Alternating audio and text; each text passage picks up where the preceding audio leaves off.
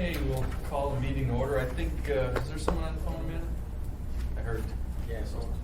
Weddleton? John? Weddleton was calling it on the phone. John, you on the phone? Here. Okay. Yep. And then we'll go around with introductions. Mr. Wessel. Amy Dombrowski. Tim Steele. Pete Peterson. Forrest Dunbar. Bill Evans. Dennis LeBlanc, Anchorage Fire. Melinda Freeman, Department of Health and Human Services.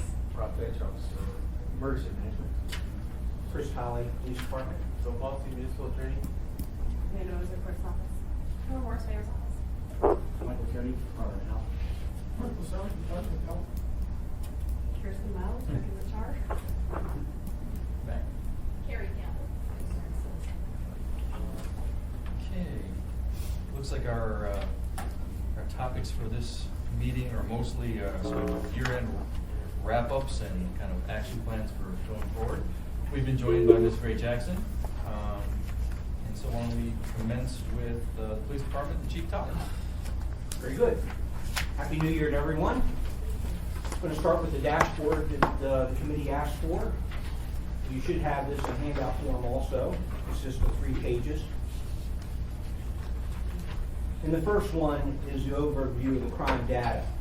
And what this shows is that the calls for the year, there's still some data that will come in these last few days that aren't on these stats yet. But it's approximately 247,000 calls for the year, which you can see in the top chart how that's broken down by district and where those calls were dispatched to, which districts, as well as what type of calls they were.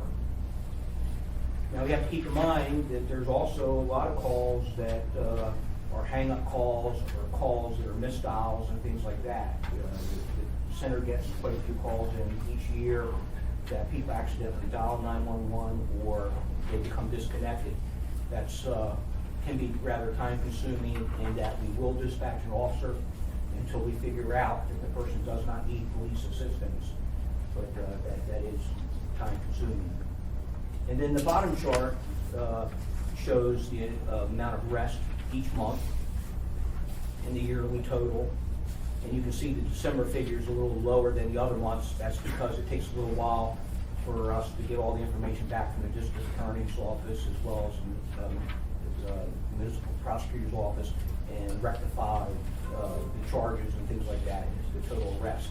So I would suspect that the figure would creep up by several hundred more, right around the 9,500 figure for the total. Any questions about that slide?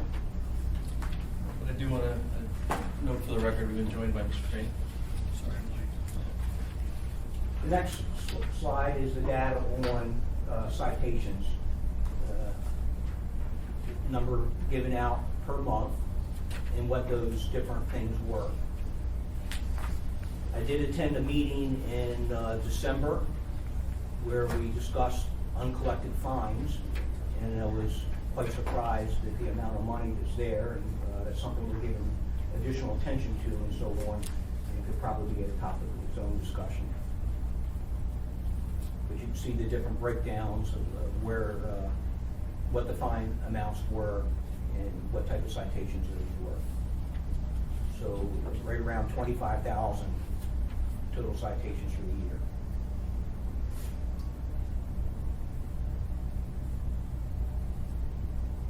And then the last one is our APD staffing. As we all know, December 19th, we started a new academy.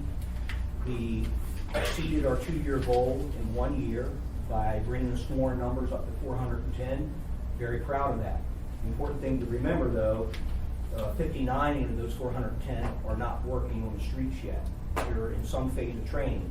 They may be one of the 30 that's sitting in the academy, or they could be the other officers who are out in field training, where they're being mentored and working side by side with a field training officer, getting that final bit of experience and so on before they cut loose what we call solo. At that point in time, then they would be signed as an individual to add to the numbers actually working in each role.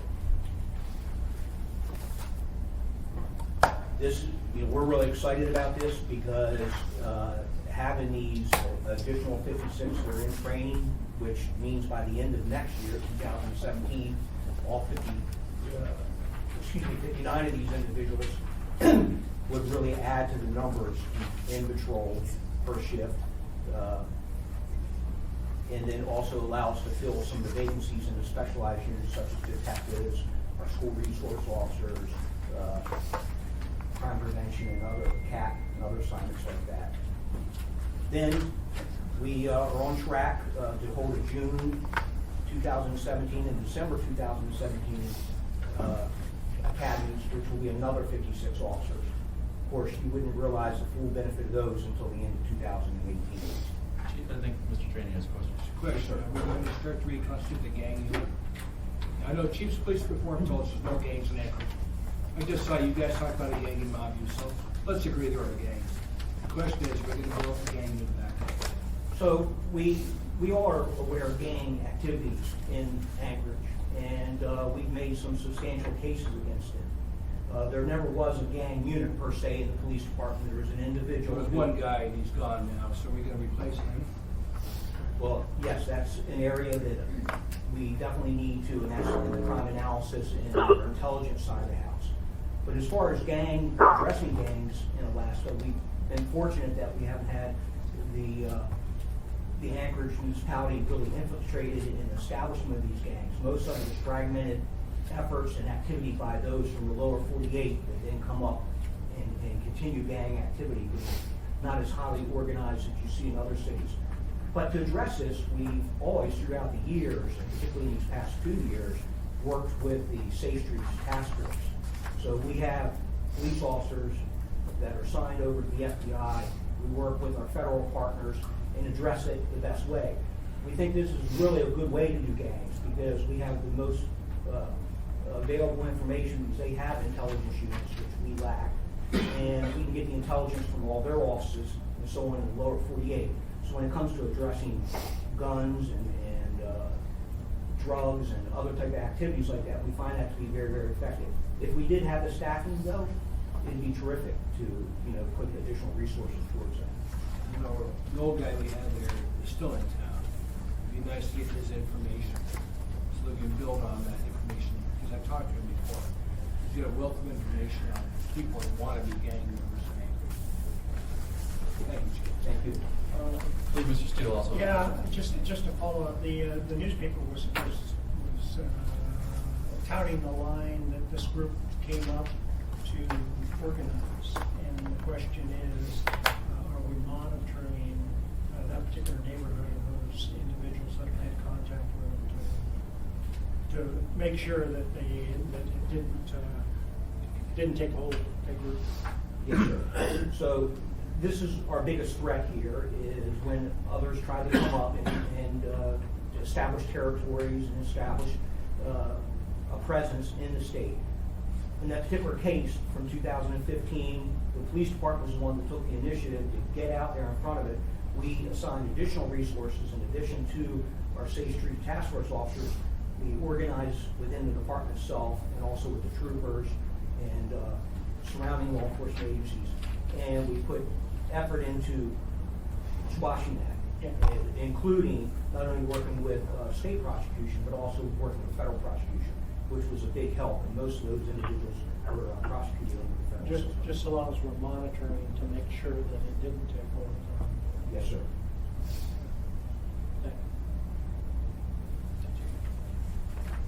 So the chair also asked that we talk about an action plan and what we foresee us doing. I've already talked about that we really hope to get these individuals through the academy and as well as hire the additional 56.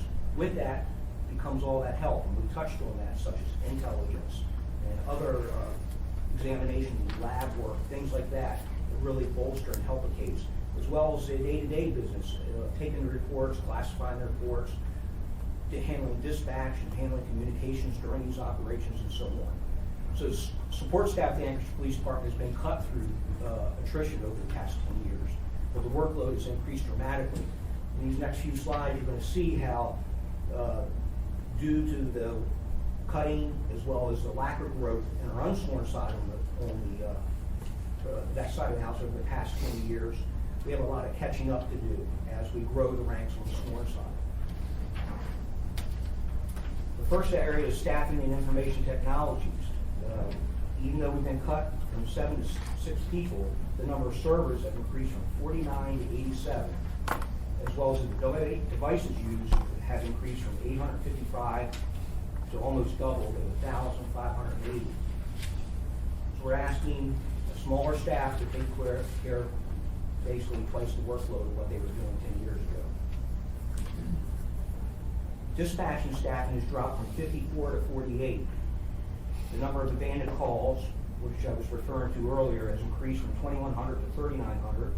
Those abandoned calls, we take them very seriously because we don't know if that's somebody that needs emergency assistance, has been cut off due to their emergency, or if it was simply an accidental thing that they don't want to own up to, or a prankster. And the number of 911 calls have increased from 136,000 to what we saw as 247,000 in the earlier slide. The evidence sections dropped from 10 staff members to 7, but the number of items submitted increased from 26,897 to 37,280. This also becomes particularly problematic because the destruction of that evidence items has come to a near standstill because staff is not available to research the cases, which is increasing the overflow of our warehouses and will necessitate renting more space. So not only because of the constraints that the state system has put on us to retain evidence and keep it and not dispose of it, sometimes for 50 years or 100 years, it's really becoming problematic. We have recently met with the municipal attorney's office and others at really examining what we can do, maybe things that we can change to decrease that amount of evidence that we have to retain from homicide, sex offenses, and other things that have that we cannot dispose of under the current statutes. Mr. Train has a question. Chief, how do we help you?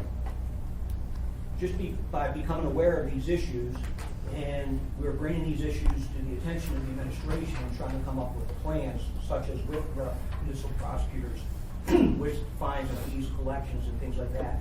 These are areas that we see as a department. If we work collaboratively, we can come up with some new suggestions as well as getting proper staffing levels. Okay, just let us know, Chief, because Yes, we want sir. to help you. And we hope that that's what this will result in. We're working on making you aware of the situations and how can we best approach this and most efficiently take care of these challenges. Thank you, Chief. Thank you. Mr. Chairman.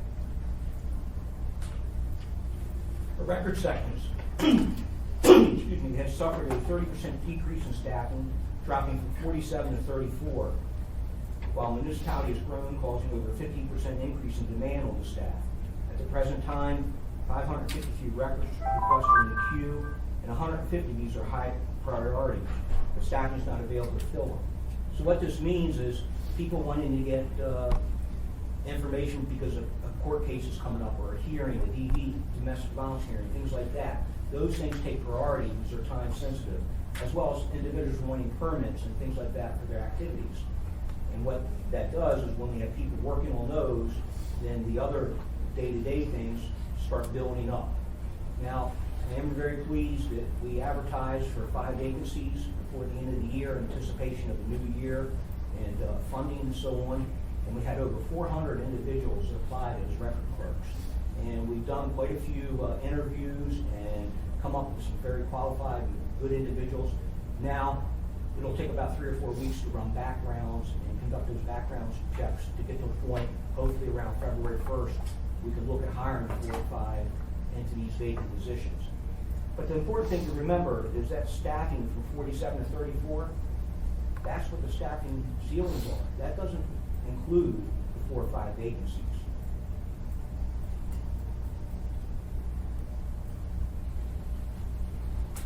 The staffing has remained unchanged in the forensic crime lab, while the case processes have grown from 233 to 405. Lift cards processed went from 700 to 1142. APHIS hits from 93 to 271, and identifications made went from 322 to 553. Sworn staff are presently tied up processing crime scenes which could be handled by non-sworn. Right now, our officers, as a collateral assignment, they are often taken off out of patrol and from other areas, detectives, internal affairs, other assignments, training academy, respond to a homicide crime scene and so on. And these officers are trained, cross-trained to process those scenes. What I hope to do is take a look at that and see would it be better to hire professionals who are crime scene technicians and so on that have a career track of doing that, and would ultimately free up the time for the officers so they can handle their primary assignments, not taking for their primary assignment, as well as potential cost savings and so on there.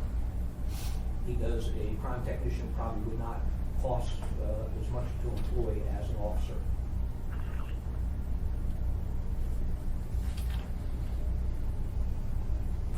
So what does this mean? We're looking at each one of these areas and working on improving non-sworn support staffing to augment the sworn staff and provide support and able to better serve the citizens of Anchorage.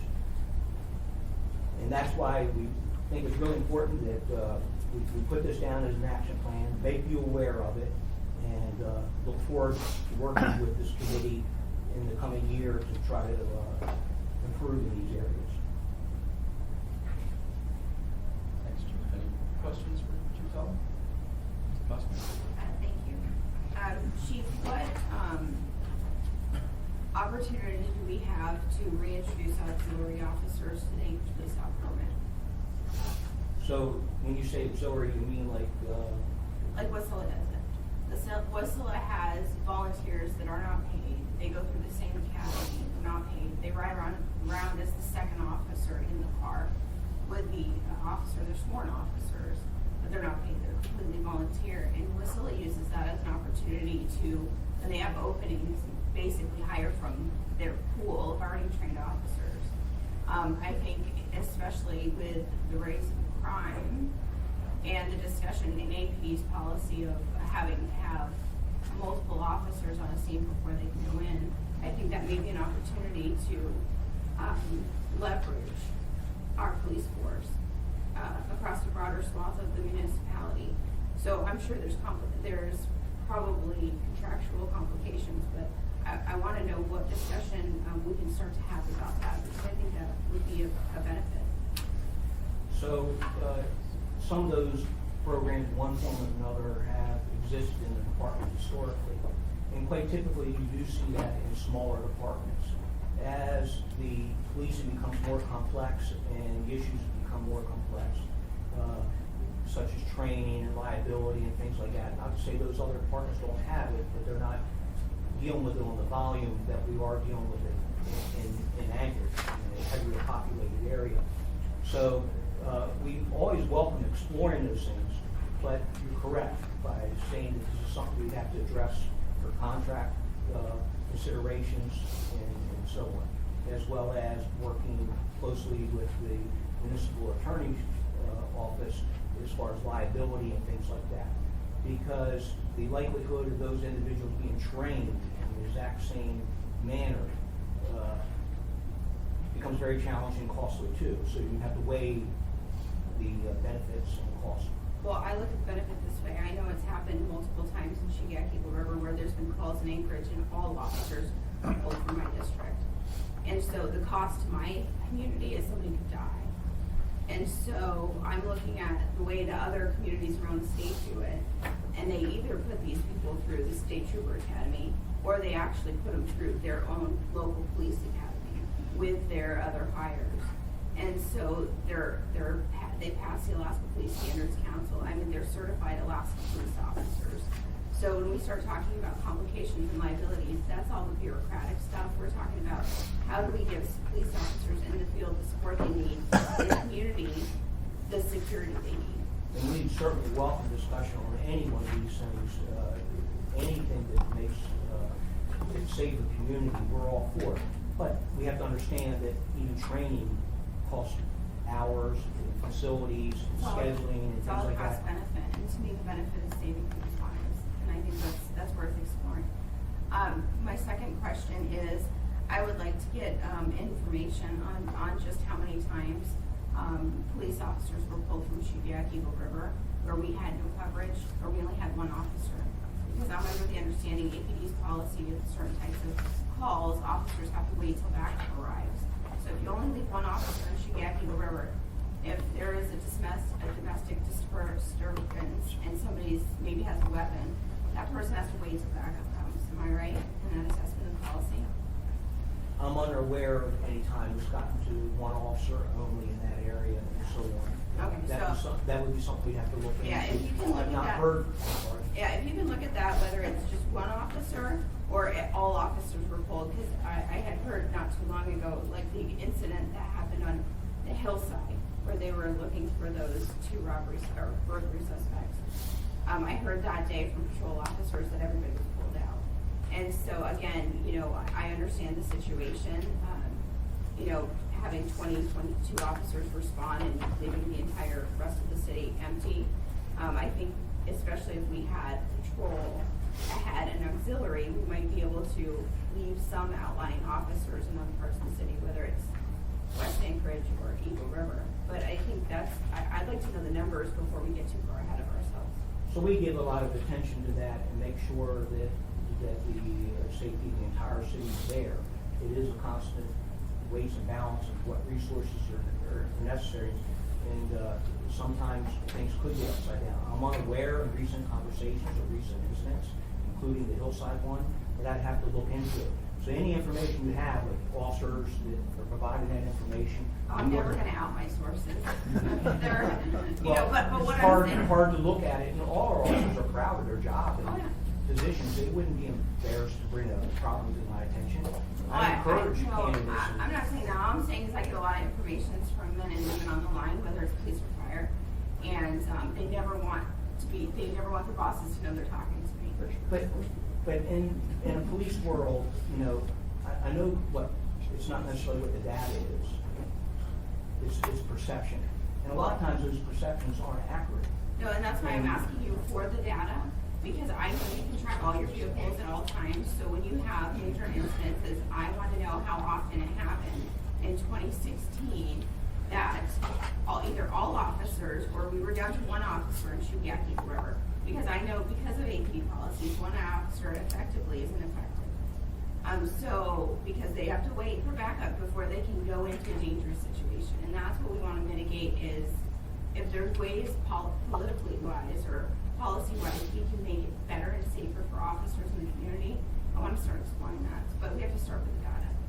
Okay, and to follow up, when I'm looking specifically here, did we get a final count on how many vehicle thefts we had in 2016? I would have to get you that information. Okay, and that leads into my last question. Last week I had an email and I have yet to see, maybe I just missed it, but I have yet to see a response on the vehicle theft policy and the reporting policy. Just to let the committee know, I had a constituent who had her vehicle stolen on Christmas Eve. And she has let her adult daughter use the car for a number of years.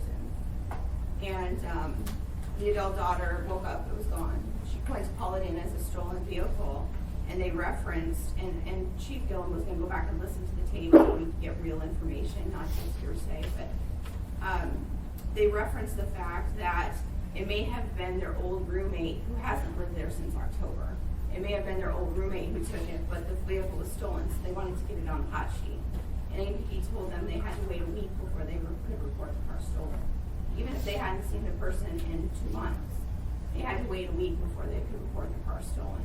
So I called the municipal prosecutor's office and APD, and I have to tell you, dispatch was fantastic. The supervisor I spoke with there was great.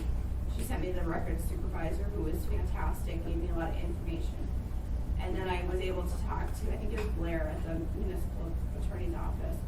And they're telling me this directive is coming down from the DA's office that if you ever lent your vehicle to someone, there's no time specific or specified in the directive. If you've ever lend your vehicle to someone, if you report it stolen and they maybe were the person who took it, we have to wait a week. That sounds ludicrous to me. So if I lent you my car 2 years ago and then you take my car, I have to wait a week before I can report it. That is the most ridiculous thing I've heard. So I need a little clarification here as to what the directive is from the DA's office, what statute APD is relying upon, and what internal policies. I actually want to see the internal policies and the statute that's being relied upon for this interpretation. Or if it's just an email from the DA's office, but this is ridiculous. Somebody, it's their only vehicle and they have to wait a week before they can report it stolen or even get it on a list. I mean, that's crazy. And I understand where the DA is coming from when, I lent it to my Uncle Bob and Uncle Bob hasn't returned it. He was supposed to be back at 6. I get it. I think that's where this was coming from. That's my understanding from all the attorneys. But I've yet to see a satisfactory explanation from the police department as far as, where your policies are, if they're even written down. Well, I was under the impression that the deputy chief had responded, as well as the municipal attorney's office, Mrs. Christensen, had responded. And if you felt the response wasn't adequate, then I will talk to them and we'll prepare a better response to you. But that's after trust, so to speak, where someone is entrusted with your property and then later that trust results in a death. It does become problematic. But it's not just that. It's all these vehicle thefts. The burden that the state, the DA's office and the state is putting on us in order to prove that it was a crime committed. More times than not, these vehicle thefts are being dismissed. And it's only someone saying they lent them the car, or they gave them the car, and they had no idea it was stolen. It becomes very, very problematic and for us to get them actually charged. So a lot of times we're catching these individuals, which we're recovering over 80% of these cars, and that's incredible. It's very discouraging because oftentimes these people are wanted on other crimes and so on and so forth, and those are the charges that we're getting to stick.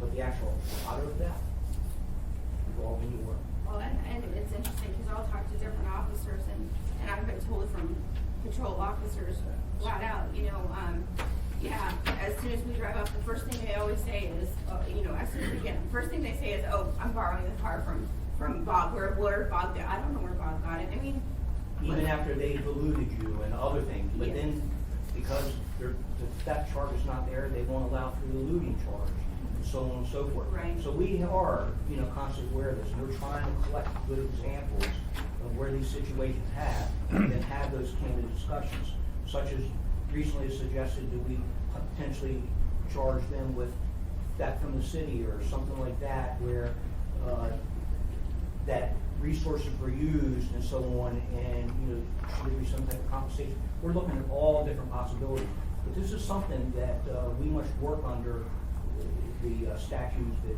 we're in. well, and I want to be clear. I'm trying to chase this issue down because, obviously we've had a lot of car thefts. Obviously now I'm here finding out, depending on the situation, you might have to wait a week, even if you haven't seen somebody in a year and they steal your car. You might have to wait a week before you can even report your car stolen, which is ludicrous. But it seems to me when all arrows are pointing to the district attorney's office, and that's what I'm trying to verify. In fact, if that's where this directive is coming from and how they're interpreting the state law. Because the next option for me is literally to go to legislators and force the DA's office to actually let people report the damn car stolen. It's ridiculous. But I need your help to get that information because I just don't want to assume if that makes sense. Yes, ma'am. Thank you. Any other questions for Chief? Mr. Strange? Chief, is SB 91 at the root of this? I know that's changed so many different things that we can charge people for. Is that part of the problem? Well, it's not my position to criticize or I'm not to asking say you to that, criticize. but there have been a lot of unforeseen consequences with SB 91, and we're each day trying to resolve those. Everything from those that are arrested, how they're dealt with, are they put into a detention center, or they're released into our community under supervision, or in a halfway house and things like that. We have had quite a few cases where these same individuals are committing crime after crime. I know I've got a son that's state prosecutor. I hear about it all the time. If they're not happy with the prosecutor's office either. Thank you, Mr. Chairman. Any other questions? Seeing none? Thanks, Chief. Thank you. Chief Luck. Great, thank you, sir. You should have a 2-page double-sided handout entitled Anchorage Fire Department Assembly Public Safety Committee meeting. Go through some of the statistics and then hit some of the highlights from the various divisions within the fire department, and then end up with a recap of the 3-year history with SPICE, as well as a couple of words about what we're focusing on in 2017. Does everybody have the handout? Okay. Hot off the press are the total incident numbers. These should be valid through 2016. A couple changes of a little bit of surprise. Chugiak Volunteer Fire Department was down about 6%. Haven't shared this with Chief Dalton. We haven't looked into the data. Kind of curious as to why that is happening. Generally, our EMS calls are rising, so we'll look into that number. Girdwood slight increase. There's some LifeMed ambulance responses. Anchorage Safety Patrol is down a bit. I think we've seen that happening, but that's still 27,000 calls for service that runs through our dispatch. Anchorage Fire Department responded to handled about 42,000 agency calls. In total dispatch, computer-aided dispatch calls for the department were a little over 88,000. So most categories are showing growth between 3 and 10%. And that's just interesting information. We haven't really looked into it deeply. We just pulled those numbers the other day. The breakdown below that for the incident description, these numbers are through November 2016. These are fairly static. I show these pretty much every month. And you can see that fire, we're called the fire department. We're really an all hazards response department that is EMS heavy, because you can see about 2% of our responses are actually some sort of actual fire, with 70%, 69% being the rescue EMS. In a fair amount of our responses, you'll see they're good intent calls, 15%, where that's your typical dryer vent smoke, where somebody believes there is a smoke emanating from the rear of a building. They call with all the best intentions, and we get there, and it's a dryer vent. We thank them for their concern, and we return to service. A couple statistics on the department summary. I think most of you know this. Staffing, we're total at 383 people, with 315 being designated as first responders, 20 in dispatch, 11 in prevention, 9 at the maintenance shop, 6 in training, and between the administrative staff, the accounting staff, IT staff, we've got about 22 people there. 13 stations located from Chugiak through to Station 9 in South Anchorage. That excludes the volunteers. Of course, Chugiak has 4, Girdwood has 1, and I'm the administrator of those contracts. And I got another comment about the relationship we have with those 2 volunteer units. It's tremendous. Frontline apparatus, we've got about 35 units staffed with 97 people, 24 hours a day, 365 days a year, 14 engines, 5 ladders, 11 MICUs, and 5 tenders.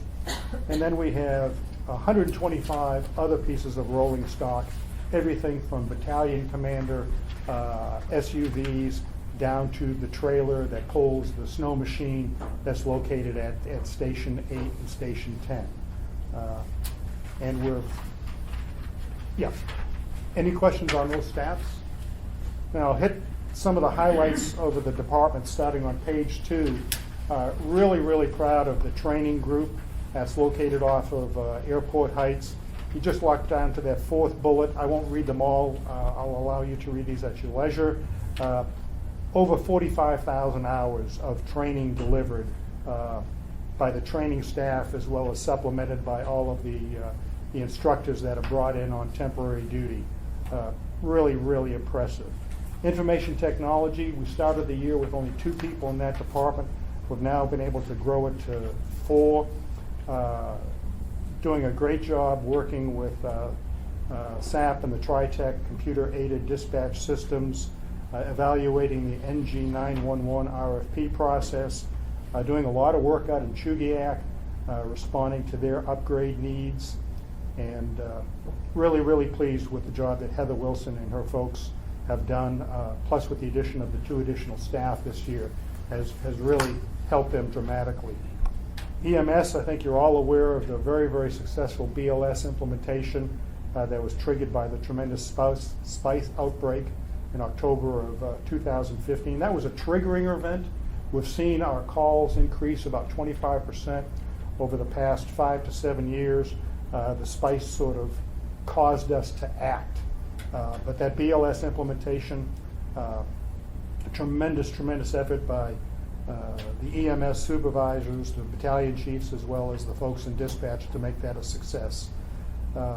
We did replace 4 aging Braun Northwest ambulances this year, coming from the 2014 and 2015 bonds. One of those units went out to Chugiak. I believe all of them are in service now. There may be one that's still being outfitted with new radios. And in that regard, well, I'll comment on this a little bit. We purchased with grant funding laptops for the patient care reporting system and deployed those throughout all of the frontline ambulances, including Anchorage, Chugiak, and Girdwood.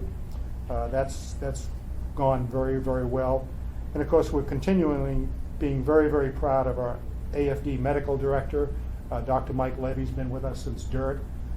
He's nationally recognized, and just a kudo here for the award that he received in the arena of EMS. And I've got a SPICE summary here at the end that I'll share with you. Fire prevention, really, really great effort. They completed inspections of all, it says 100, I think it was actually 103 schools. Tremendous support from all of the principals. We sent out a flyer in advance of the inspections, sort of announcing what were the 30 to 40 things we would be looking at. I even went on inspection of Bartlett, and cooperation between ASD and AFD was tremendous, and the schools are all in really, really good shape. We also made a concerted effort in inspecting all of the hotels and motels. Managed to get through about 284 of those. We think that's about 100%. Again, great response from the proprietors of those establishments. And Chief, yes. Craney has a question. Chief, got a question for you. You said the schools are in great shape. What about Avalute Elementary? So we're hearing from the school district there's a problem with the roof. You could go in there anytime and shut them down. So my question is, how bad is the problem there at Avalute? Sir, if it's a roof issue, I'm probably going to have to get with maintenance and operations. We don't inspect the roofs Well, unless said there's a. that you were the one that would come and shut them down. So someone Okay. relates to what you do. It's a fire sprinkler issue. Abbott Loop is the only school in the district that doesn't have a fire sprinkler system installed. And there's an arrangement with the fire marshal. There's a variety of alarm and other plans in place that allow the school district to avoid that requirement. And the district does have plans to install sprinklers in that building. So it's a temporary allowance Okay. from the fire When he marshal. says everything's fine, I just want to make sure, except for that one, they're fine. Okay, point well taken. I'll talk to Fire Marshal Hill about that. Apparatus maintenance, of course, you know our maintenance shop was built in 1981. We had half the apparatus. We've got one additional mechanic over those many years. But they did initiate a systematic and multi-point apparatus inspection program, and were able to complete most of the frontline apparatus and most of the reserve rigs. We're really proud of that. We were able to add one additional mechanic. You may recall we had an assistant chief of administration that we gave up that position so that we could fund an additional mechanic, and that mechanic is on board and doing very well. And our fleet is in good shape. Gets daily attention from the battalion chiefs. Under fire operations, that's page number 3. Great communication amongst and between the command staff. We've now been in place for almost a year, and with the new BCs, as well as reaching out to Chief Will Day in Girdwood and Chief Clifton in Chugiak. I think the communication is outstanding, and we do have issues to deal with, but they're dealt with just as business issues.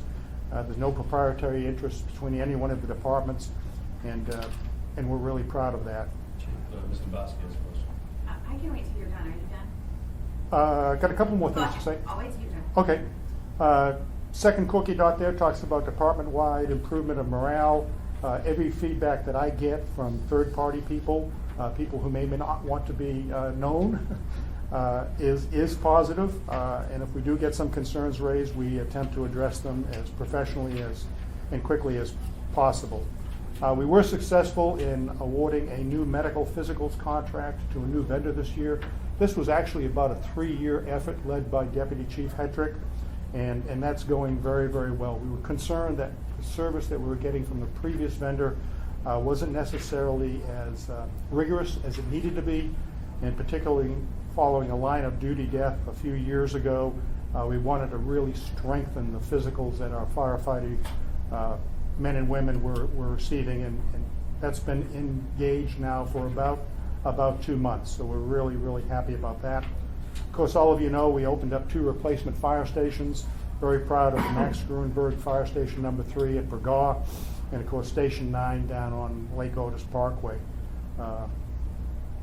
And then obviously thank you to the voters who have continued to support our apparatus replacement strategy for the significant units, the trucks, the tenders, the pumpers, the MICUs.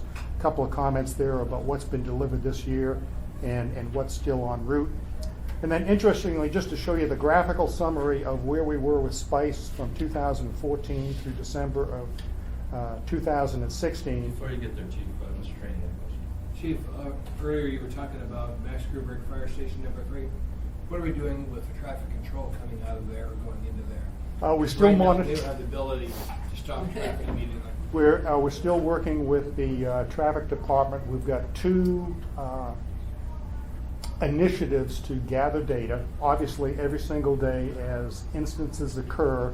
We had one a couple of weeks ago where a car had to go up on the sidewalk to avoid hitting another car. It becomes a little bit of a challenge, but we're documenting all of the near misses. Traffic also has a webcam, if you will, installed at the highway looking south on Burgaw to the station, so they too can monitor traffic and document instances. And then of course we're working with and through some of the community councils in their interest in installing a traffic preemption device. So right now the traffic department is continuing to monitor it. We did pay for a third-party independent engineering study, and the conclusion was borderline not in favor of a traffic preemption device, but clearly recognized the concerns. So we're aware of them, but nothing specifically has been decided upon. Thank you, Chief. So I get asked by the same community council, when are you guys going to take care of the problem? Yep. Ms. Gray Jackson had a question. Thank you, Mr. Chairman. Thank you, Mr. Trainee, for asking that question. Mr. Lusky had the same thought. But my question is, so how are you working with the community councils to solve this issue? Because we get complaints, as Mr. Trainee alluded to, every month from Airport Heights in particular. So how are you working with the Well, it's through the interaction of the 3 shifts at the station. They attend generally most of the monthly community council meetings, and they take that feedback and they bring it back. They share it with the safety officers, Deputy Chief Hetrick, and myself at our monthly safety committee meetings, as well as our discussions with the traffic department. I believe the last meeting we had, Stephanie Mormillo was here, and she was asked, I believe by you, Mr. Trainee, Yes, by me. what the cost would be to establish a light, and her quote was about $1 million. As you know, the east side going north on Burgaw, there's effectively no right-of-way. There is private property, there's a sidewalk, and there's the curb. So it would require the acquisition of private property and then the installation of a light. My personal sense is we need to look hard at installing a device, particularly because as we have no right-of-way, as what happened on December 21st, the problem is the 2 lanes coming north, because you come over a little bit of hill right by the school before you come down to the fire station. And the 2 lanes traveling south will generally stop first because they have better line of sight to the fire truck or the fire ambulance trying to exit the station. And the number 1 lane going north will generally stop. A lot of times the person in the number 2 lane, the right-hand lane traveling north, is obscured. Their vision is obscured. They can't see the fire truck or the fire medic unit because that car to the left of them is blocking. They come over the hill, and there's the engine at a 45-degree angle trying to go north. They have no out place to go other than the sidewalk. And the most serious concerns we've seen so far is that car going north in the number 2 lane doesn't see it as quickly as the car in the number 1 lane, has no place to go but into the sidewalk, and fortunately, no one's been on the sidewalk. But that is a very real and live concern at that location. Can I follow up, Mr. Chairman? Thank you, Mr. Devon. We recognize that it's very real. And I appreciate you saying that you're seriously looking into Strathclyde because it needs to happen. It's nice to document near misses, but we're going to be documenting misses if we don't get going on this. Thank you. Thank you, Mr. Chairman. Mr. Steele, continue.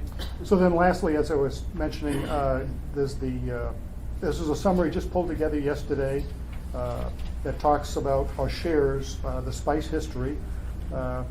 It's quite dramatic to see what happened last fall in the September-October period of 2015. And then as you can see, it's pretty much leveled off to what we call the pre-epidemic stages. This weekend, we had quite a few more SPICE cases than what we've typically seen. That may have just been a fluke, but we're pretty much stabilized to where it was in the pre-outbreak stages.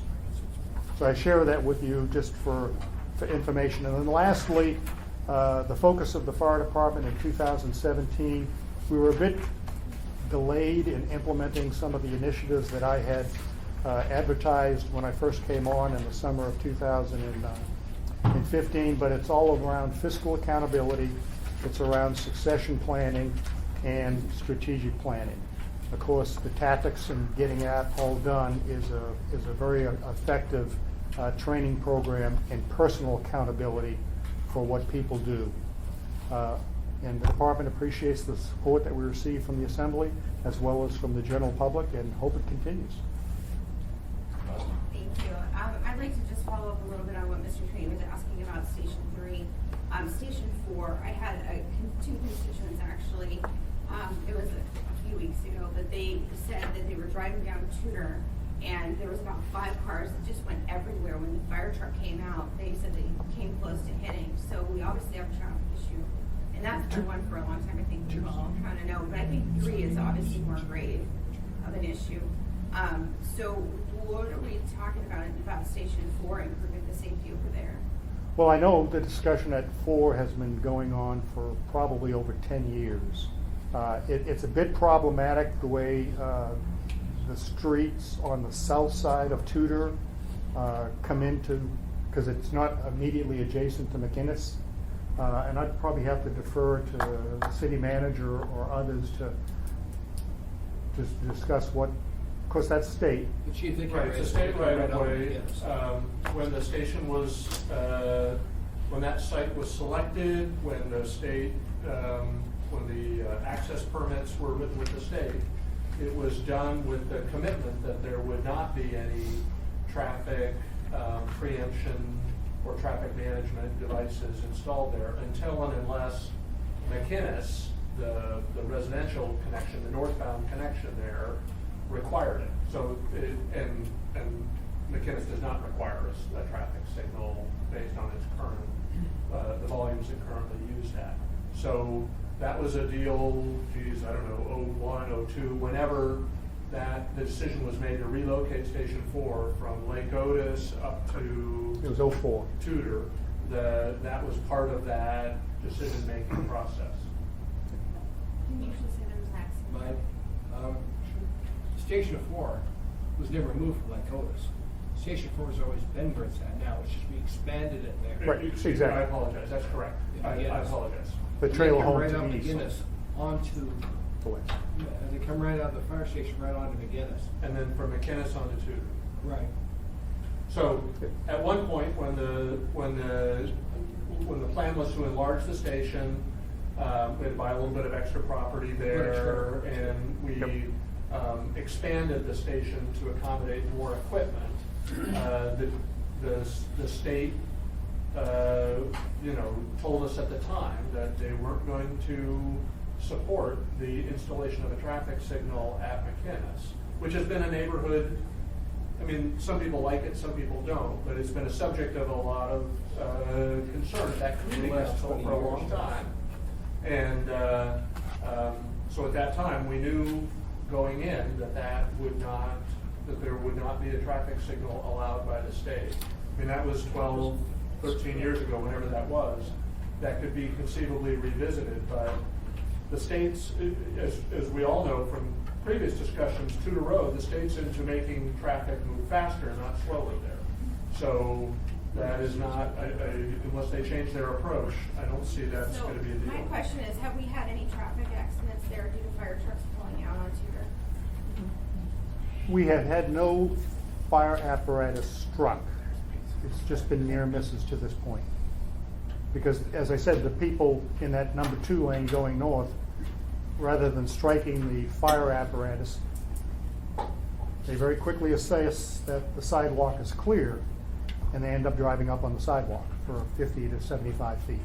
Yeah, and that one makes me a little nervous just because the speed limits are so much faster right there. Posted speed limit is 35, average traffic is Is that what people 42. drive on Tudor? Try 45, Chief. No, I thought you were talking about Bregar. No. I'm On talking- Tudor, 45. Oh, Tudor's 45, Yeah. Bregar is 35. Yeah, so it would be helpful for us, because I think, as Mr. Abbott said, we might go back and revisit it if we have any strikes there, whether it's people not hitting a fire truck, but hitting each other because they're missing a fire truck. If we know about that as a committee, we might have some leverage to go back to the state to say, listen, it's only used in an emergency. I don't when a have fire that, truck is pulling out. I don't have that knowledge right now, but I'll get it. Yeah, so I mean, it might give us an opportunity to revisit it. Speaking of Station 4, I want to revisit some information I learned after I voted on the last bond proposition. I think it would be helpful for us, when you're bringing apparatus to be repaired or to be replaced forward for bond propositions, we actually have a history of their maintenance. Because I was adamantly told that Rescue 4 does not need to be replaced, and we have a bond for it. We have it out there on a bond now. And so I would like the information about that specific rig, because what I'm thinking is, if in fact we're getting ahead of ourselves and we are aggressively replacing rigs that don't really need it yet, maybe we could divert that money to a traffic signal over at Station 3. I mean, what's the highest best use? That's what I'm looking at right now. So when I'm told specifically Rescue 4 does not need to, I would love for you to do research on the logs on that apparatus and see if it's something we can divert, because I think that light over there might actually save some money. Had that conversation with my command staff yesterday. Oh, you're already ahead of me. Yep, we have it. It's actually the downtime, the cumulative downtime for maintenance, not necessarily the actual dollar value, but the number of hours that rescue unit has been down. We would refer to it as a dog, much like Truck 5. But I will get you the history. Because I'm just looking at, if we have a limited amount of money to spend, Yep. what is the highest best use? And right now, what I'm hearing from Ellie and Dick, and what I've seen, I drove over by Station 3 the other day just to look at it again. And you're right, as I came up the hill, I was like, ooh, there's the problem, Yep. right? So I'm thinking if we could maybe use our money a little more wisely, go to the most important thing first. I think it's that light. We will get you the history. Yes, ma'am. That'd be helpful. One more thing, I want to put an attaboy out. I have my little piece of paper written by the homeowner, and so I'm hoping I get this right. But there was a fire on Skyline in December. Yes. And I went up there a day or two afterwards, and the homeowners were on the property, and they were just so tickled pink with APD's response. It was Officer Tyler Sutcliffe is the name I have on my paper, so hopefully I'm not mixing my issues. But Officer Tyler Sutcliffe and the crews that responded that night to that fire The homeowners were literally in tears when I got there because they were so grateful for the response and the professionalism of the AFD crews.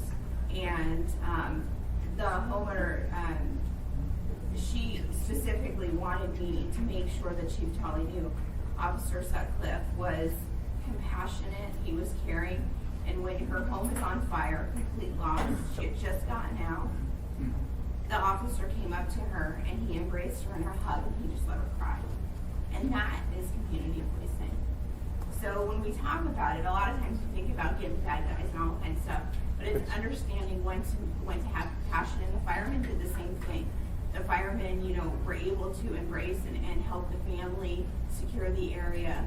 And I know the homeowners that were adjacent, it's a very tight spot. They were all thrilled, none of their houses burned. And there was really, I just wanted to tell you personally how grateful, and it's amazing when somebody's house burns down, they lost everything. All they wanted to talk about was how great AFD and AFD were. So I just wanted to make sure to say that. My last question for you is this, and it probably comes up because I just watched a meeting, but what is our emergency response plan, and how often do we drill for a commercial airliner to drop in the inlet?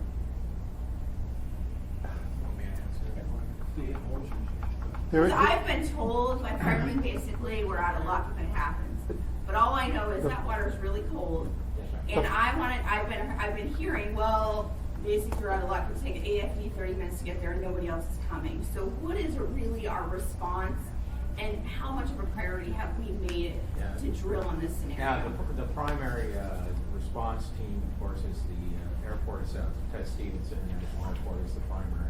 But we have drilled on it several times in the past 5 years. We've done it every 2 years in June. We do an airport exercise with that as a scenario, people going into the inlet. The response, of course, that's one of our biggest nightmares. Is not necessarily our response time. Our fire department will be there quicker than 30 minutes. The problem is getting boats out to the port and then down the water to pick up anybody that's going downstream. But we do have inlet tug and barge as part of our emergency operations plan with that. They would respond automatically. Ted Stevens used to have a small hovercraft, but they've done away with that. So we're really relying on our apparatuses getting there and then getting down the river, and inlet tug and barge as a partner. Time-wise, it's not good, but there's really nothing. It's gotta be over 20 minutes. Gotta be. Well, you have to get in the water, get down. Where's the AFD apparatus? Is it Station 4 that responds? It's Station 4. Maximum capacity would be about 3 to 4 people. And that assumes that it's in the water. Yeah, well, that to me is, I mean, worst case scenario, then any plane goes down. But if somebody goes down in the water, the Coast Guard's not coming. Let's be honest. There is no Coast Guard. Right, exactly. Operation. Let's be honest. They're not coming. So, to me, this is something that I think, We do not have, and have never been equipped. Anchorage has never had the capability to respond to any inlet rescue requirements that would involve more than a few people, whether that's a small boat or a big boat or an aircraft or any of the other scenarios you might have. And I'm talking about Upper Cook Inlet, period. I'm not sure what's available south of, when you get to Kenai and Soldotna.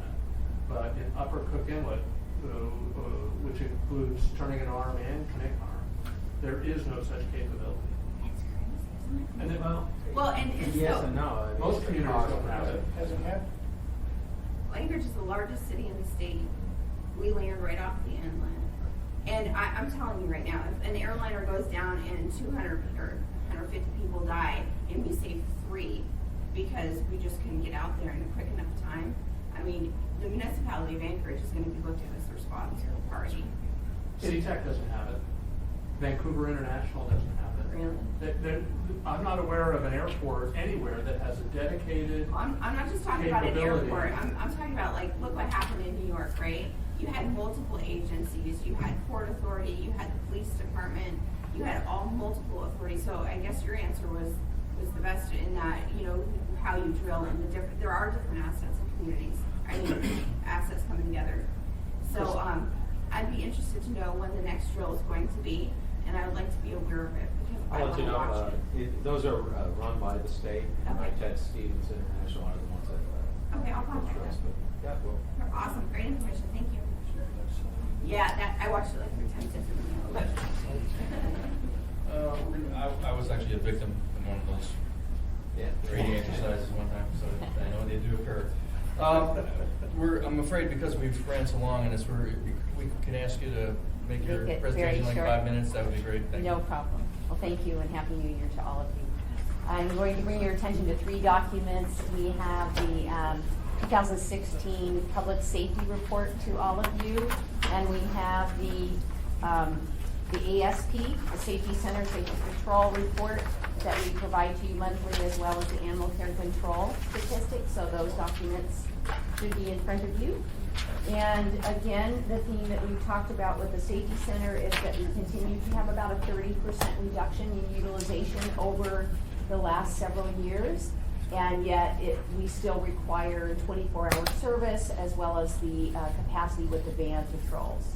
One of the highlights of this past year that we accomplished, and Mark Lassard, our contract manager, is here today, is the transition to a new contractor for the ASP. It went from Gold Belt Security Incorporated to Securitas, and they started on January 1 at 12:01 a.m. And according to our partners at AFD and APD, that went smoothly as well as internally. So we hope we will continue to provide that type of information to you, that it's going smoothly and successfully in that transition. Approximately 80 to 90% of the previous staff were hired for continuity of operations there at the Safety Center. So I want to bring attention to our report for you, and then I'll give you some highlights about what we're looking forward to in 2017, all in 5 minutes. We have about 13 distinct programs at the Health Department, and I want to focus with you in this 5 minutes on the public safety related areas of programs that we have there. So if you look at the overview, with your assistance and the public's comments, we passed the anti-human trafficking ordinance, and of course our legal department was a wonderful partner in the development of that, and we have finished the posters, and those will be distributed in the next month or 2 to our community businesses and required to post them in order to assist victims to contact assistance and seek safety. Again, we finalized the contract for ASP and ASC with our internal partners, procurement, as well as our legal department and risk management. We continue to participate in all of the community-wide emergency response preparation that Rob often refers to. And I've listed the numerous activities in the 5th bullet where I described to you all of the different staff that have participated in the various exercises to ensure your safety in the coming years. Did Mr. Trainee have a question? He did. Just when you're done, I got a question on closed shop kits. Oh, sure.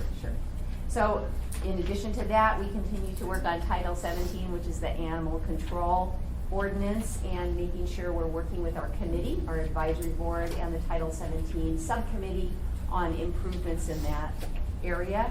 We hope to finalize the Title 1660, which is the food code, in order to provide our restaurants and farmers markets, etc., our small cottage industry related to food, to allow their products to be sold and to make sure that they're safe for the public.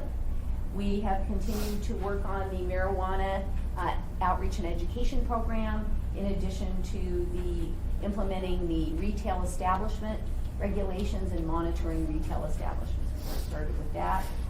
Let's see, what are some of the other highlights? We continue to provide information to our administration when the Zika virus was of a higher level of concern this last year, and fortunately we weathered that very successfully in Alaska. We have provided over 400, anywhere between 400 and 600 TB screenings with our homeless population this past year. And in addition to that, we continue to receive support and manage the Alaska Domestic Violence and Sexual Assault Intervention Program. We provided over 281 families with emergency assistance through our Aging and Disability Resource Center. And we continue to support capital projects to increase capacity for rental units for the homeless, as well as work very actively with our homeless coordinator in the mayor's office to look at operating budgets, support those programs, and expand services that you all have heard about either in the homeless committee or the public safety committee related to the downtown soup kitchen, overflow. All of those are often handled with our housing and urban development programs that we fund. Mr. Peterson, any questions? Thank you, Mr. Chairman.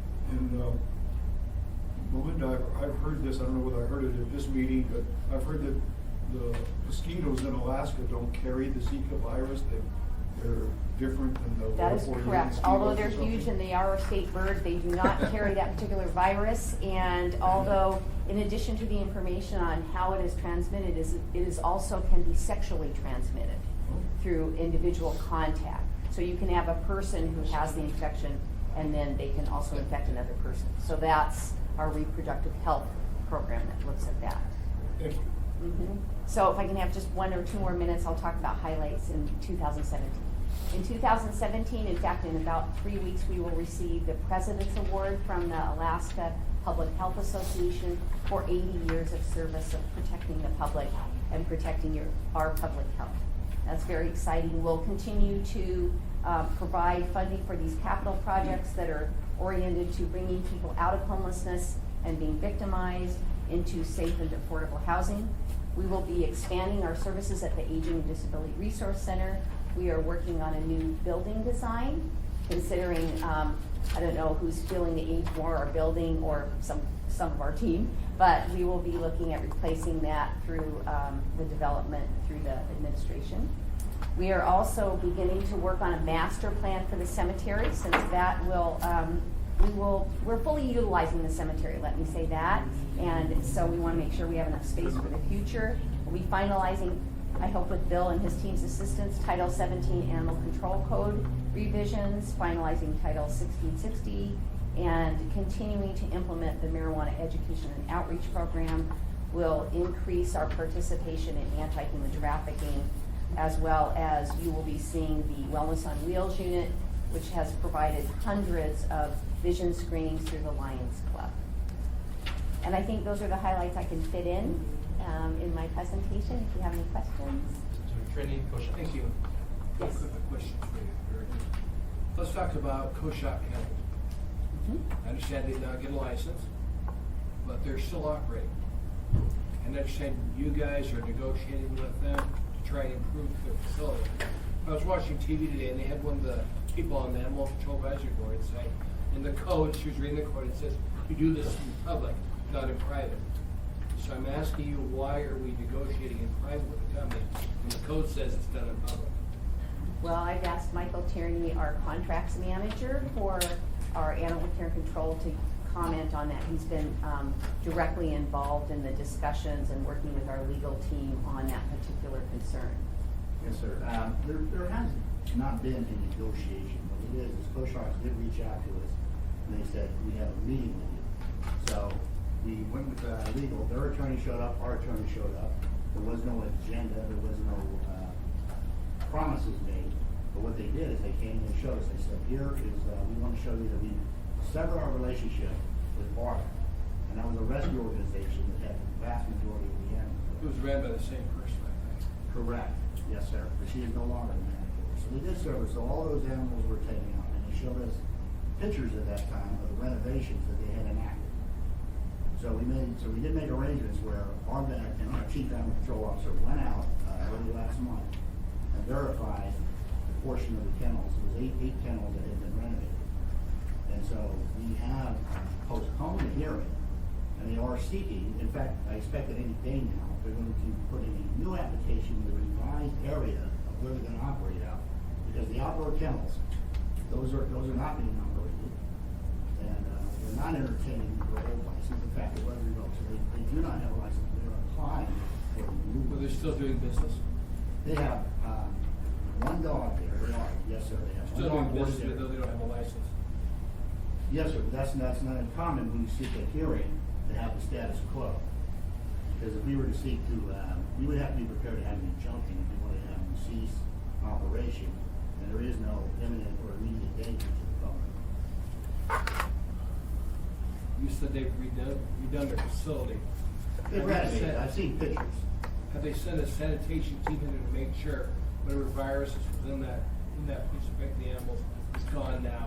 They have a sanitation engineer that can certify to the city it's safe to have animals there. I would have to get back to you on whether certification, but I do know that they have provided the protocols to animal control. I would like to see some sort of certification. Certification, yes, sir. Because people can take a picture of anything. That looks great, but I wanna make sure that's absolutely clear when they claim that we've got people dropping their pets off to many people, it's their family. I wanna make sure that we're not putting them in the same facility that's caused a problem before. I went there a couple of years ago, and that place was something less than we'd wanna have the worst enemy living. Thank you. I got a couple other questions relating to marijuana. I've seen you're saying that, you guys have been running that for 2 months now, I appreciate that. Are you doing a new one on edibles? You got the little cartoon kid that grabs the brownie from his grandmother. But Arctic Herbery now has, by his estimates, 1,000 edibles coming in there. So, and it's everything from berries that have high THC in them to everything else. So are we doing an ad that relates just to edibles? We don't have a plan to do an ad related just to edibles at this time. We're going to continue this outreach and education effort, and I mentioned before that we're printing out hundreds of small flyers that basically have the same information. Oh, she's holding one. Okay, perfect. That has the same information as the media campaign to go into bags of products at marijuana retail establishments. So that is one of our methods among many of educating the public on So I just think when we edibles. get this whole influx of edibles coming here, we're gonna have a new problem on our hands that we've not faced before. And certainly when our food inspectors, our environmental health team go out and inspect retail establishments, they will be checking to ensure that the flyers are going into the bags and interact with the establishment owners related to edibles. They have to be labeled. There's a lot of specifics related to the edibles. Another complaint I received on our Herbery was related to their parking, which may not be in your area, but what they're doing is they're renting out their parking to other people that need parking spots. And then when they're in operation, their clients have no place to go because they rent their parking spaces out. So I imagine I've got a meeting tomorrow on marijuana. That's an issue I'm going to bring up. So, sorry, you don't have that one. How about Title 17 with animals? Do you have any rewrite coming on that will address the issue of dogs left in a car on a hot day? Michael, do you know if that's part of? No, sir. What I'm looking for is something that, if the temperature is over a certain degree, how do we get the animal out of there? Way to hold somebody harmless if they knock the windows out to get the animal out. I just want to figure out if there's some way we can give relief to people to see an animal in there suffering from heat exhaustion. What So we you're talking can do a is. Private citizen? Yeah. How would they get the animal out of there? Right. Some people might, So, but right now they'd be charged for the crime. correct. What we could do also, Mr. Trainee, is look at just the whole temperature issue related to pets in vehicles, because equally as a concern is probably pets in vehicles where it's 10 below on that day or something like that. So we can certainly look at that as we look at the revisions in the code. Thank you. Thanks, Mr. Chairman. Sorry to take the time. Any other questions for No, Ms. I just want to say a really quick comment because I feel I need to. Just last year, I rescued a dog, and I was through ARF, and I picked her up at Koshax, and I had no problem. And I have to tell you, the people at AARF, they were annoyingly nosy about my situation. They came out to my house, they wanted to see my fenced backyard, they called me 2 or 3 times in the first couple of weeks just to make sure everything went okay. They were incredibly conscientious, and in fact, so much so, I thought they were kind of being a little, like, I adopted the dog, she's fine, leave her alone. So I want to say my personal experience, and I want to say it on the record, my personal experience with this organization. When I went there, it appeared to be clean to me, and I saw a number of dogs there. Obviously, there were kennels. The kennels were set up outside, but I walked into the front part. I didn't go in the back. I just walked into the front part. But I can tell you, the person who was operating it, they really, really were picky about who the dog was going to, and they wanted to come see my house. I mean, the whole 9 yards. So I actually had a really positive experience with this organization. Seeing no other questions, Mr. Fitch, tell us what's happening. We'll make it really quick for you. Basically, our last year we did a lot of community outreach, so that was real successful. We updated our EOP, our Emergency Operations Plan. We updated our playbook for the EOC members. We are working on doing COOP, which is the Continuity of Operations Plan with each department. We're looking forward to continuing that in 2017. One item that I'd like you guys to all be aware of is in the end of February, we will be having a tabletop exercise called Orca, and it's the fire department is the lead on this one. It's a hazmat based exercise, and we have the 103rd CST involved. We have Department of Health involved, the state's involved with it, and then that will be followed up by a full-scale exercise around April or May, which is also going to be a full-scale hazmat operation. We'll have the hospitals, local hospitals, and everybody else involved. So those are our big things. And then, of course, we'll continue the community outreach, working with different groups, make sure they're educated on earthquake preparedness and other emergency preparedness. There you go. Very swift. Very succinct. Any questions for Mr. Fitch? Seeing none. Mr. Falsey, I know we've cut you short of what you estimated your time needs to be. Would you prefer rushing through it, or would you rather reschedule our next meeting? Sure. Rush through it. Okay. All right, so the reward for having made it through the mainline presentations is to be subjected to yet another presentation, and this one with a PowerPoint. We wanted to get on the agenda because we've had a lot of individual conversations with different assembly members about the policing situation in South Anchorage, but we have not brought it to this forum or to the public assembly forum itself. So the topic du jour is policing in Tax District 15. That's the area indicated by green on this map: Rainbow, Indian, Bird Creek, and Portage. To step into this conversation, because it is the first public conversation we've had about it, I wanted to give some general background. So we're going to start at the very beginning. This is the municipality. It's about the size of Delaware. If you look broadly, the areas in purple are private property. Jade there is that sort of cream vanilla color.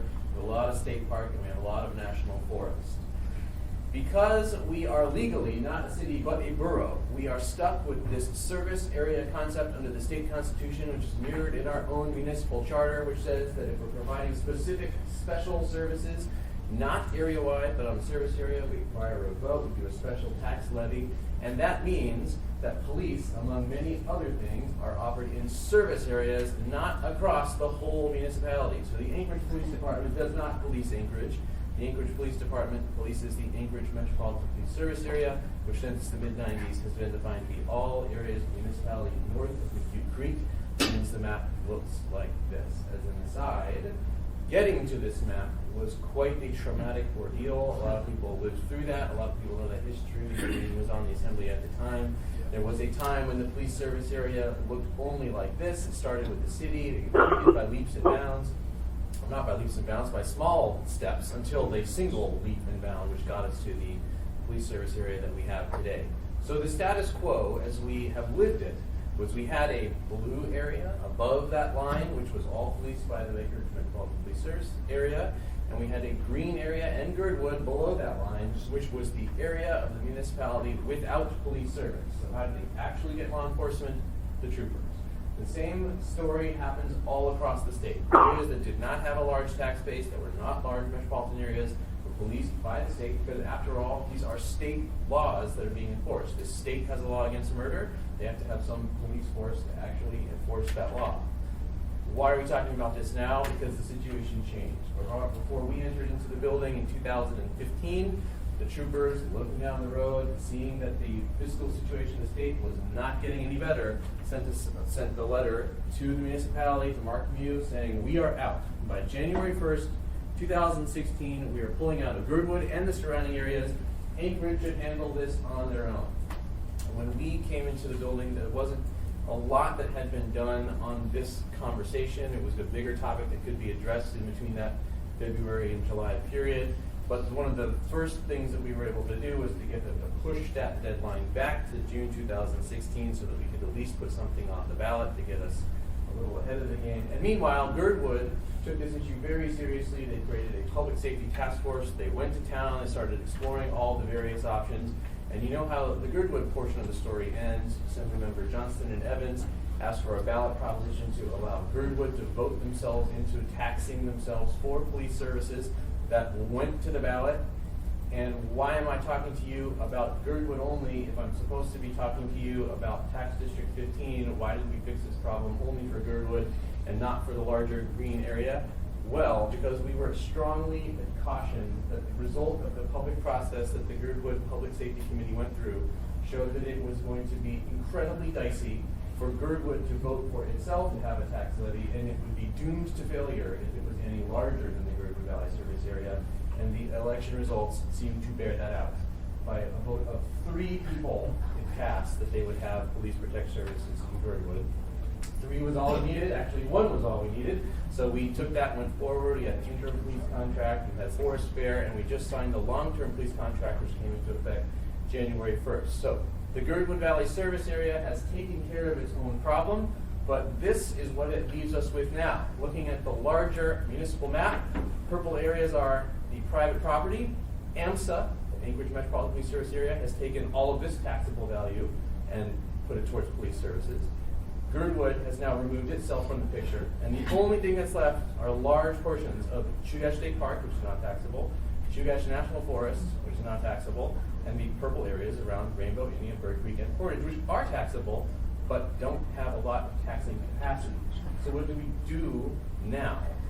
Well, here are some background facts. In the Anchorage Metropolitan Police Service Area, this is going to be the fiscal realities that I think the Attorney and Community Council is going to find as they step into this. The assessed value of our polygon for the police service area has a taxable assessed value of over $35 billion, a mill levy of 2.82. We raised over $100 million of taxes. APD provides that service. In Girdwood, they did not want to go with APD because they thought the 2.82 mill rate was going to be too much for them to do, and there was going to be odd service questions about how APD could have long stretches of municipality that they were not policing to get back and forth between Girdwood. So they found a cheaper option. They went with Whittier. They now have an assessment that is 1.18 mils. They raised about $600,000. Tax District 15 has no mill rate and collects no money for police services. The troopers have historically provided it, but their assessed value is a small fraction of those other 2 areas. It is only about $72 million. So our first response has been to say, look, these guys are exactly like every other rural part of the state that does not really have a tax base to support real locating police services. So there is no reason why the state should be treating Portage different from the way it treats Akiachak or anywhere else. That you have to provide some minimum level of service if you're going to have criminal laws on the books. We agree that we cannot force you to provide great service or particularly timely service, but at a minimum, it's a responsibility that you should bear. The troopers continue to fight with us about that question. So that leaves us with 2 challenges that the troopers are really, no kidding, going to withdraw from the area. One is the tax district law enforcement, tax district 15 law enforcement off of the highway. So what happens if you have your car stolen in Bird, or you have a sexual assault or a murder? The baseline fact is everybody else in the municipality is now electing to pay themselves for some kind of police patrols. Tax District 15 is not going to get patrols, and they are taxing themselves. And what happens about the Seward Highway itself? Right now, the troopers have said we have a federal grant that pays for Bureau of Highway Patrol officers to do a couple of shifts, but it's not 24/7. And as of 2017, once we go home at night, we are not coming back. So if there is a wreck at 9:30 p.m. just outside of Fort Bird or the Tesoro Station in Girdwood, the trooper's first response is, we'll get to it in the morning, or you can get to it now. Notwithstanding the fact that it is not in any police service area in the municipality. The difficult design question here is the of course, that most of the Seward Highway users are not Tax District 15 residents, and many are not residents of Anchorage at all. So here we get into the meat of it. What are we going to do about law enforcement off of the highway and the Turnagain communities? Well, the first thing is that we are, like Girdwood, going to support the Turnagain Community Council and others who are Turnagain Armed Community Council. Although Turnagain wants to pay for it. Do it. The Turnagain Armed Community Council is now starting a process which I think they're going to model off the Girdwood experience, where they're going to look at the options and see what they can come up with, but I will preview for you what I think they are going to quickly discover is that their options are far more limited than Girdwood's. And in broad outline, they are these. They can join the Metropolitan Police Service area, which would mean they have to pay the same mill levy that everybody else in the bowl at Chugach Eagle River is paying, 2.82 mills. But that is a big fight for the lowest tax area in the whole municipality. So you're going to go from paying like school district mill levy and basically nothing else to an additional $282 for every $100,000 of assessed value. So a $300,000 house, suddenly you raise your taxes $700. That is going to be a difficult proposition because in order to expand the police service area, we need a vote. The Turnagain Community Councils themselves may not like that. And it is a challenge for APD to actually get that far down the arm because we need not only more bodies, but also new real infrastructure. As I understand it, our radios don't work, so we would have to be putting repeater stations on top of mountainsides and things, as I understand it. So that is not a simple or great solution. And by the way, the amount of money that they would then be contributing to the larger Metropolitan Police Service area is de minimis, about $20,000 at that rate. They could buddy up with the Girdwood Valley Service Area and Whittier, maybe say, we'll take the police powers from Girdwood and expand them out across the whole arm. The difficulty with that is, again, they're going to contribute very little at the Girdwood mill rate. 1.18 only gives you about $87,000 to play with. But more particularly, it's going to require a vote. Girdwood rejected this idea vehemently in their process, and we have no reason to believe that Whittier would agree to go all the way to Bird or Indian. I think maybe we could convince them to do Portage or something, but I don't think that's going to be a solution, although we're open to all ideas. The last is you could just say, we'll solve this problem ourselves, we'll create a new Turnagain Armed Police Service area, but in order to raise the kind of dollars that you would really need to begin doing anything, even if you were just trying to match the amount of money that Girdwood is paying Whittier, they would have to levy a mill rate which would make them the highest tax portion of the municipality without anything like the services that all the rest of the municipality receives. Suffice to say, these are not great options. Which leads us to something else. And we are continue to explore this question. And I will preview an answer on another slide. So who should pay for the highway? That's the second question. And here I think part of the answer comes from looking at the equity. So we have said this should continue to be a state responsibility. And in part that is because it is the first state designated traffic safety corridor. It is an area of the state that is used not just by the municipality, but by the whole of all citizens of the state and by lots of tourists, and traditionally has been a state function. So one way of stepping through this is to say, well, should turning an armed community pay for it? Well, first, they probably can't, and second, they're not the majority of the users. How about Tax District 15 plus Girdwood? It's sort of their neighborhood. Again, they don't really have the resources, and they are not the majority of the users.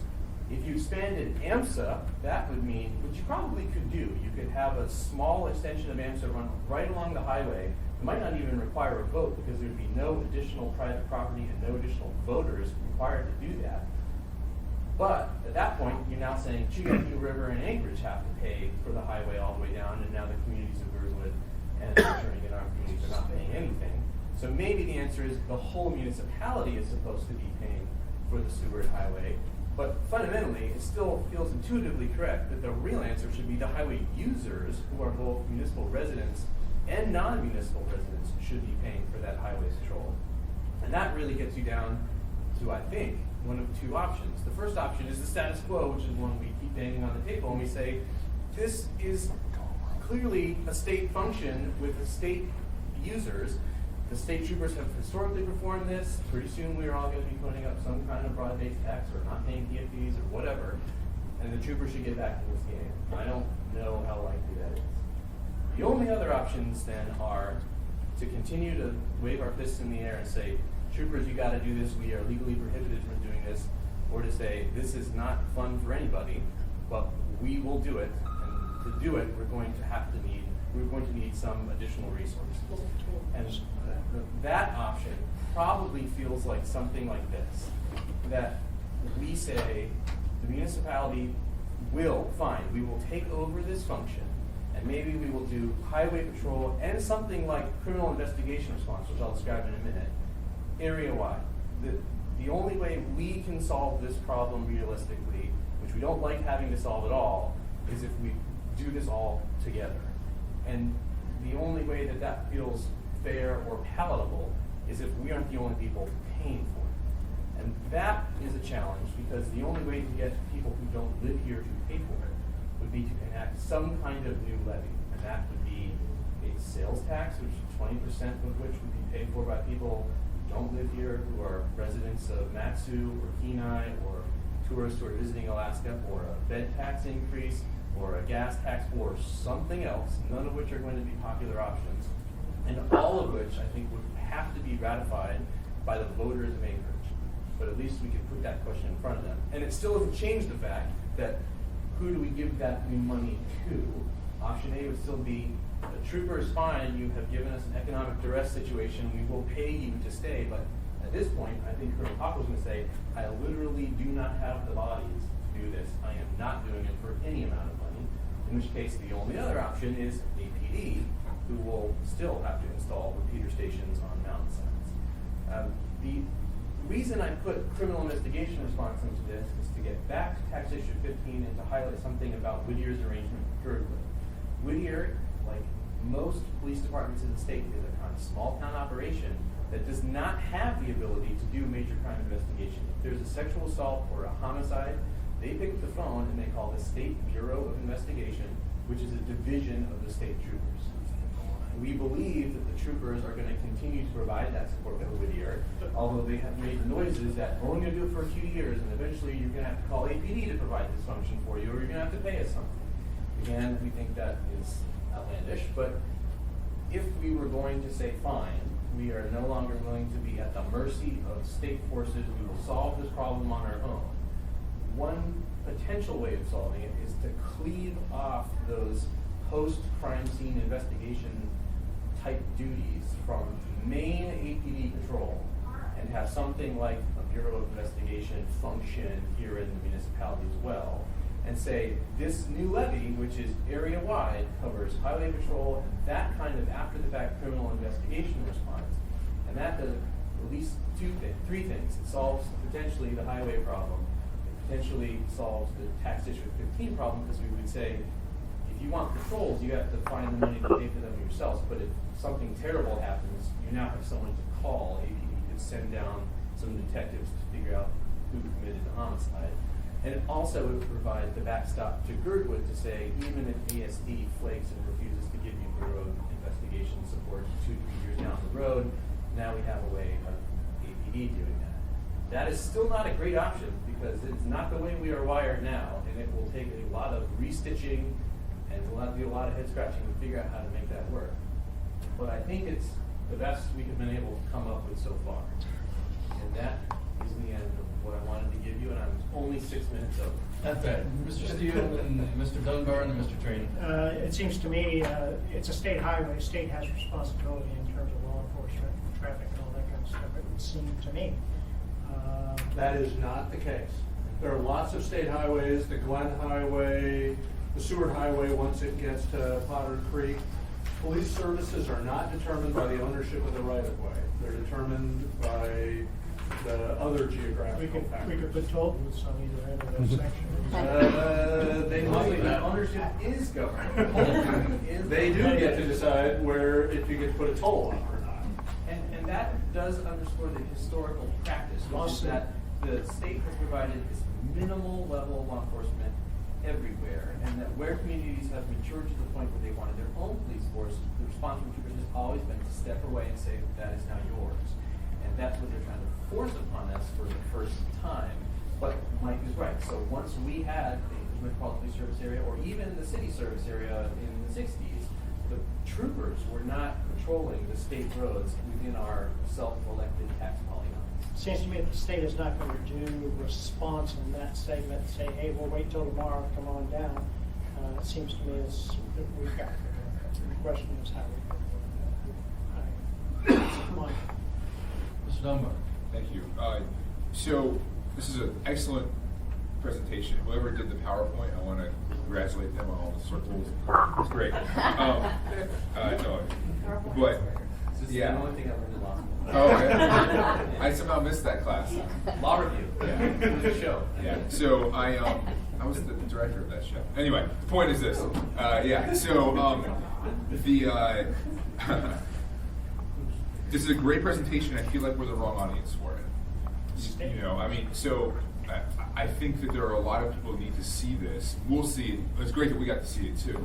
But is there an opportunity to show this to state legislators, for example? And my follow-up to that is I want to actually ask more seriously what Tim alluded to, which is it seems to me the most logical way to provide user services on the Seward Highway is to have user fees on the Seward Highway. And you're saying we could start it at Portage. I mean, has there been a serious conversation with the state about having some kind of user fee on the highway? And if that happens, I know there'd be Are you federal talking about a funds. toll? You can call it No. a toll if you want. Short answer is no. Well, We have not had that conversation. can we start having that conversation in a serious way about I the don't think legalities? this administration would recommend the imposition of a toll at Well- the Anchorage border. Well, if we are being asked to provide free services, police services, all hours of the day along this highway, then why not have a user fee for a user service?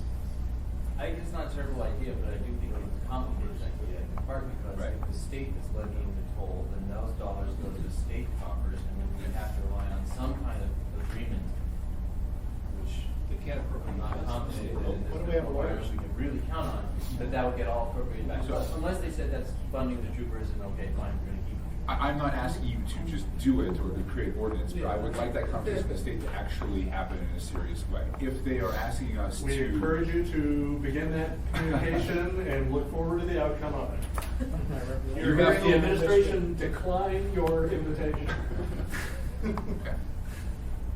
Before we move on to Mr. Training, Mr. Bosky, I just want to say that I think this is the right audience for this because the people that aren't covered right now without police protection are people that are citizens of Anchorage. We spent a lot of time talking about traffic lights and dogs. They were so concerned about safety. These people were without police coverage. This body should be. So let me be extremely- clear. I'm bifurcating between the conversation about patrols on the highway, and I totally agree with you. The Indian bird, that's a different issue, and I agree. Mr. Training. It's not your constituents, but anyway.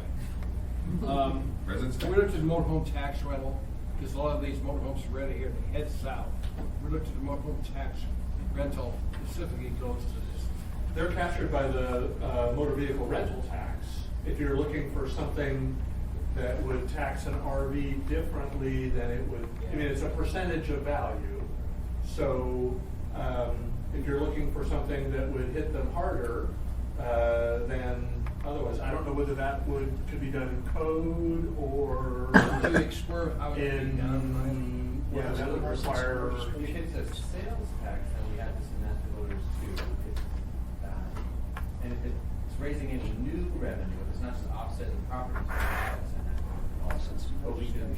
And it would be, I believe the motor vehicle tax is inside the tax cap as it's now constituted too. Let's look at a way to modify that outside the tax cap, because I think of all the motorhomes we have in Anchorage that are rented, head down the Seward area.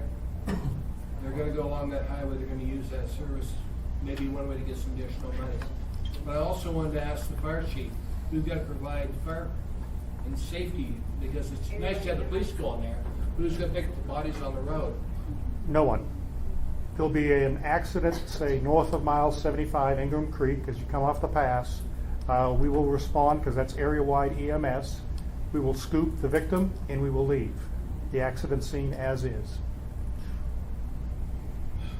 until the troopers come to work the next morning. Right, so some combination of Chuviak, Anchorage, and Girdwood Fire will respond to EMS-related emergencies, which include car accidents where there are injuries.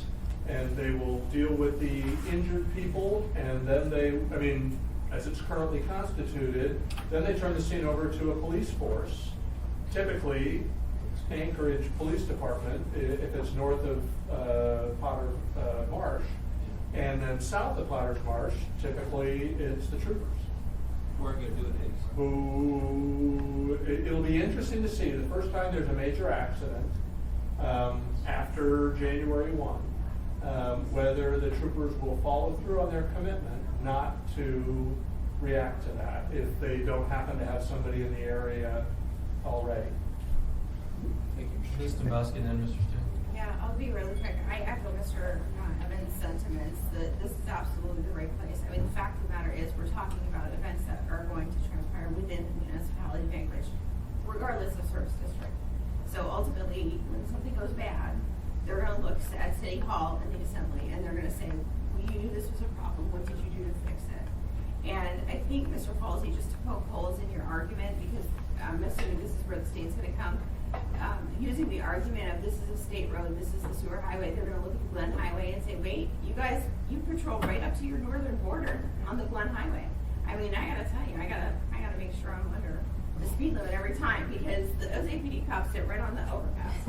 at Nickler And Bridge. that's inside a police service area. Yeah, it is.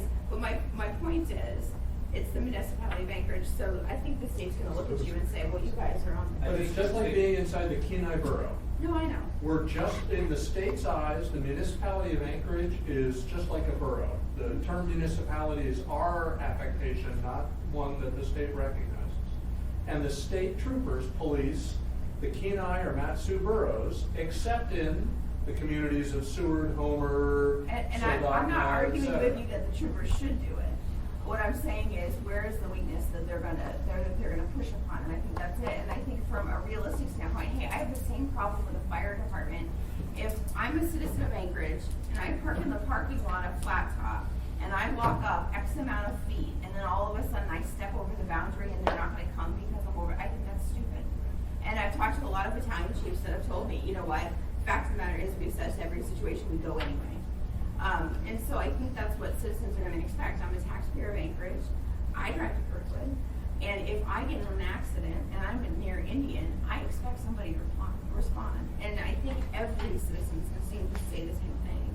And so, I mean, I think you're on the right track as far as we keep pushing this and pushing this. It's just, the fact of the matter is, there's gotta be a solution, and just screaming and whining that the state's not gonna do it. I mean, obviously you realize they really may need business, so we have to do something. So I appreciate the presentation. I think it was a great history lesson and kind of where we are. I appreciate that, and I think you're exactly right. And I also think that even if we had, in their hearts, persuaded Colonel Cockrell or others, their situation may just be so objectively dire that they have no option other than to say, we just absolutely cannot do it.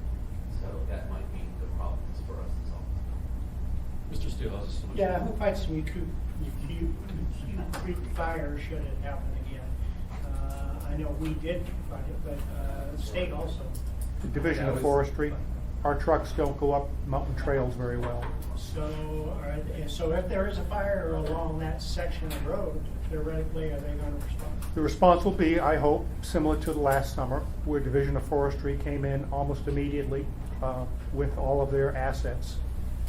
Wildland fires are fought by the state or the feds, depending on what part of the state you're in. No matter where the boundaries are. Yeah, if it's a wildland fire, we have agreements with them in place. We have strong- They want that work. Yeah, we have- They have not yet told us that, like the troopers have, that we're not coming. In fact, just the opposite. We have agreements and state laws suggest they will come in and take it over. So we're just gonna call all accidents wildland fires from now on when we report. There you go. As far as we're concerned, there's grass on fire somewhere. Well, we're gonna get Last blamed. summer, I understand that highway control closure was used by APD on the north side and the troopers on the south side. That's correct. We were significantly over time, but it was a worthwhile presentation. We expect, we'll be looking for more on this issue as to what you piqued our curiosity and our interest. We just need to know what needs to happen next. So we'll be looking forward to that, hopefully at the next meeting. Other than that, we're adjourned. Thank you, Mr.